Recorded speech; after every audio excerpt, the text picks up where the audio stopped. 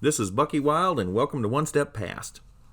The first movie, The Horse in Motion, 1878, from Palo Alto, California. It's the earliest known surviving movie. If there was anything else made like it, we don't know about it. This is the first earliest thing that resembles a movie. Why I say that it resembles a movie is that it's not a movie like you may think.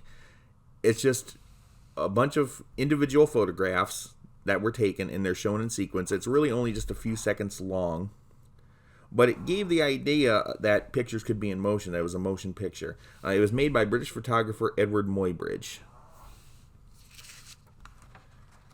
The first radio show, news program from 1920.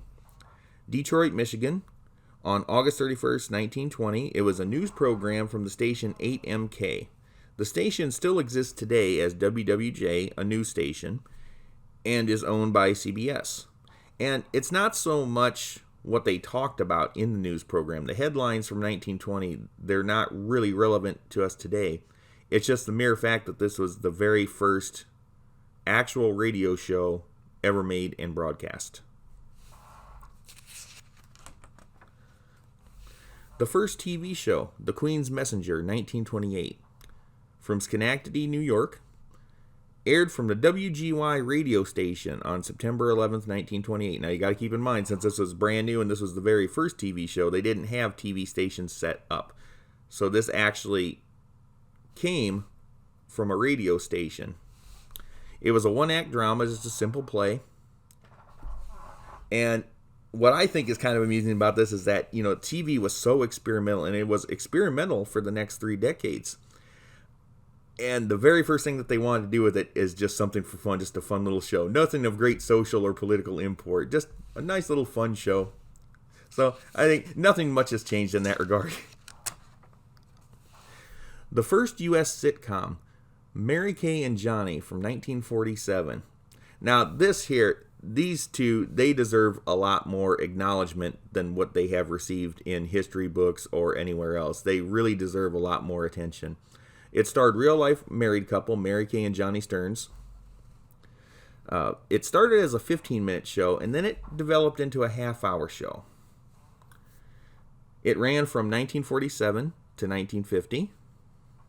It first aired on the Dumont Network, and then it moved to CBS before finally landing on NBC. Even though it's said that there's about 300 episodes of this show made in just a 3-year period, most episodes are not known to have survived. And there's a number of significant factors about this. Not only was it the first sitcom, but it was also the first program to show a couple sharing a bed, which for many years was taboo. You just didn't talk about it, you didn't show it. I think they were able to get away with it because in real life they were married, so there wasn't a whole lot of issues with that at the time. And also, TV was such a new medium that you didn't have a lot of people really watching for it or paying attention to it. It was also the first program to show and acknowledge a woman's pregnancy. Not only was she very visibly pregnant, they actually worked it into the story of the show. This became a very big point with I Love Lucy later on in 1951, but this show actually did that first in 1948.